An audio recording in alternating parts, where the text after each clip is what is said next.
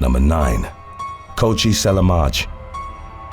At the end of the working week on September the 17th of 2021, teacher Sabina Nessa was on her way to meet a friend for a night out in South London. Their rendezvous was a pub near 28-year-old Nessa's home in Kidbrooke. The woman, who would reportedly keep to main roads after dark, was running late and decided to take a shortcut through Cater Park. 38-year-old Albanian immigrant Kochi Selamaj, who'd been loitering in the park, spotted Nessa. After making sure she was alone, he struck the woman with a traffic triangle. Selamaj then dragged her into a nearby bush and strangled her to death. A dog walker found Nessa's lifeless body under vegetation in the park the following day. Selamaj was identified through CCTV footage and arrested on September the 26th. The fatal attack was reported to have stemmed from frustration associated with the recent breakdown of his marriage. Selamaj's unnamed Romanian wife had moved out following repeated incidents of domestic violence, in at least one of which the man had put his hands around her throat. Prior to killing Nessa, Selamaj had visited the hotel where his wife worked and asked her to have intimate relations with him, which she'd refused. He then took out his rage and frustration on Nessa, who by all accounts was a total stranger to him. Selamaj subsequently pleaded guilty to murder and was sentenced to life imprisonment in April of 2022. Number 8. Kelly Watterson.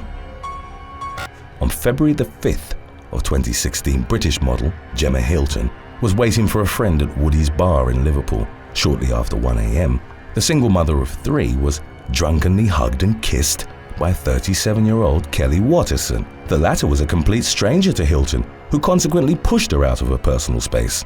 Enraged, Watterson then threw her wine glass over the model and then pushed it in her face twice. In the attack, which was captured on CCTV, the 34-year-old model sustained severe injuries that required over 50 stitches and a 3-hour operation to mend. Hilton was left with 2 large scars on her face, one of which had resulted from a glass shard cutting deep into her cheek. Her recovery was difficult, particularly with regard to her self-confidence, which had reportedly already been affected following her separation from the father of her children. Hilton later told a media outlet that one of the most heartbreaking moments was seeing that her own children were terrified of her appearance after she'd been released from the hospital. Watterson was handed a 6-year prison sentence at Liverpool Crown Court after pleading guilty to wounding. Number 7. Peter Nowacek. Canadian woman Jamie Coots and her friend Genevieve Thomas were vacationing in Playa del Carmen, Mexico, in early December of 2021. While at the Coyote Lounge Bar, the women were approached by Peter Nowacek, a professional boxer from Ontario. He was reported to have incessantly come onto them and, after being repeatedly refused, lashed out with extreme violence. He'd initially given the women the impression that he was walking away, but then ran towards them at full speed. Nowacek attacked 27-year-old Coots with a barrage of punches, and he also struck Thomas, who fell to the ground and later needed stitches to her head. Following the assault, Coots was in severe condition, but knowing that surgery in Mexico would cost her tens of thousands of dollars, she pleaded with local doctors to allow her to return home. An online fundraiser set up in Coots' name quickly gathered over $20,000, and, accompanied by a paramedic, she and Thomas were flown back to Vancouver. The pilot reportedly maintained a lower altitude than normal, so as not to worsen Coots' injuries, and the women were rushed to Vancouver General Hospital after landing. While at the medical facility, the full severity of Coots' condition was revealed. The damage inflicted by the professional boxer had resulted in her nose being broken in 3 places and multiple skull fractures, one of which had left her left eyeball with virtually no support. Under the threat of losing her eye, the woman had surgery on December the 13th, when several metal plates were inserted between her nose and eye. In the aftermath, Nowacek was arrested and faced charges of attempted murder and assault. Number 6. Michelle Go. On the morning of January the 15th of 2022, Michelle Go left her apartment on New York City's Upper East Side and headed towards the Times Square 42nd Street station. The 40-year-old woman waited for the R train, and at around 9:40, it was approaching the platform. Within moments, Go was pushed from behind onto the tracks and into the path of the oncoming train. The woman, who'd volunteered with New York's Junior League for over a decade, was subsequently pronounced dead at the scene. She never saw her attacker, identified as 61-year-old homeless man Marshall Simon, who had a criminal background and a history of mental illness. Shortly before killing Go, he'd harassed other commuters, including a woman who later told investigators She'd walked away from him after feeling like she was going to be pushed. Simon surrendered to the authorities and was charged with second-degree murder. In light of the incident, the Metropolitan Transportation Authority announced a pilot program that would install platform screen doors at 3 stations. The public had called for such an initiative from the MTA in the past, but it never materialized, and the pilot program at Times Square reportedly didn't include the platform where Go had died. Updates on the legal proceedings associated with Simon's charge indicated that in March of 2022, he was found unfit to stand trial, prompting the assistant district attorney to ask for more time to review the case. Number 5. Lauren Carrier.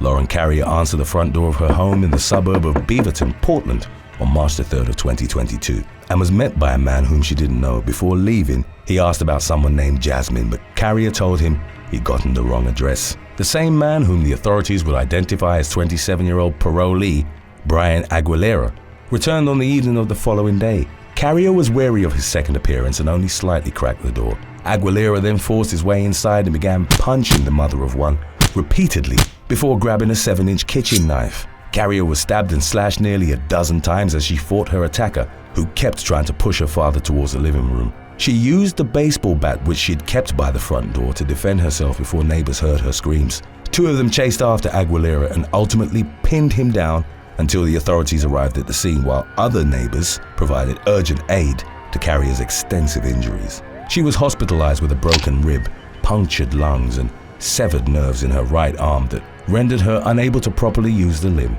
Aguilera was booked into Washington County Jail on charges that included attempted murder, first-degree assault, and unlawful use of a weapon. Number 4. Mark Collier.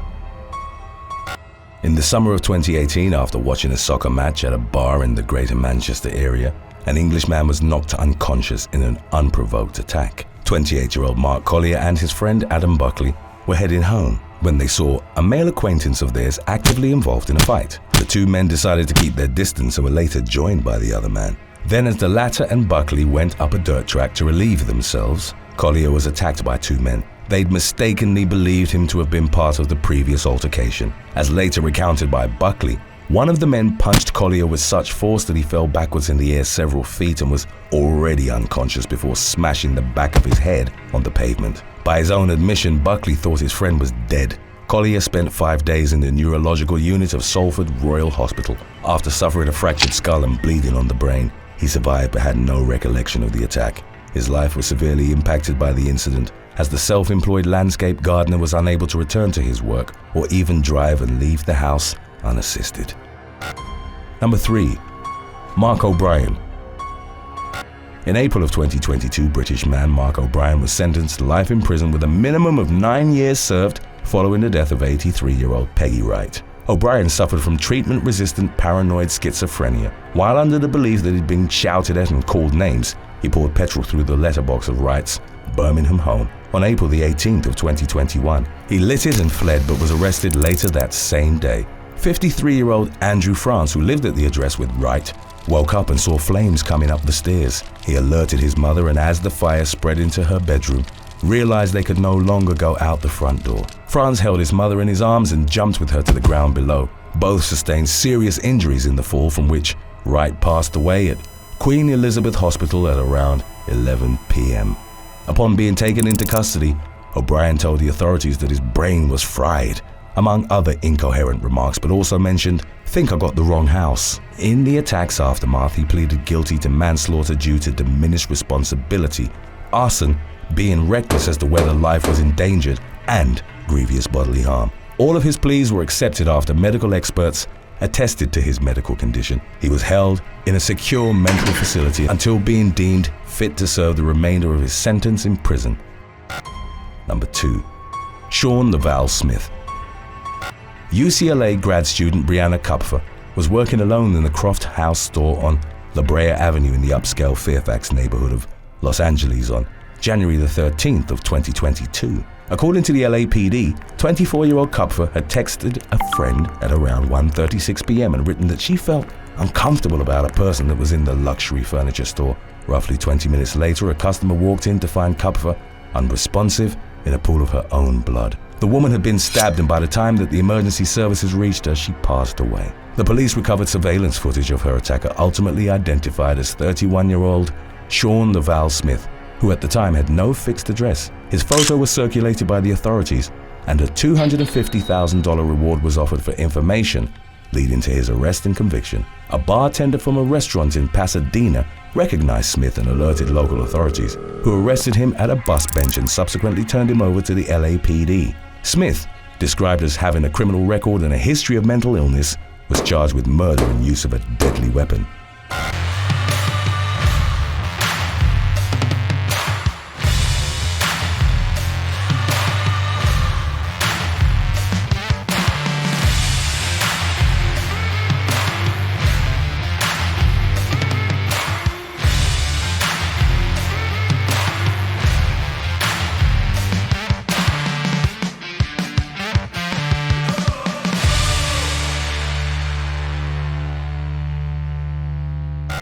Number 1.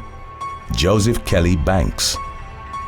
In late March of 2022, a Portland man was charged with 3 killings that were described by the authorities as entirely random. Court documents associated with the 15-count indictment against Joseph Kelly Banks, age 49, didn't provide a motive for his spree, which had unfolded over successive months, or a justifiable connection between him and the victims. Banks was reported to have first gunned down 39-year-old Isaiah Hurst, who on January the 2nd was found dead in the driver's seat of a sedan that had crashed on the 100 block of North Morgan Street.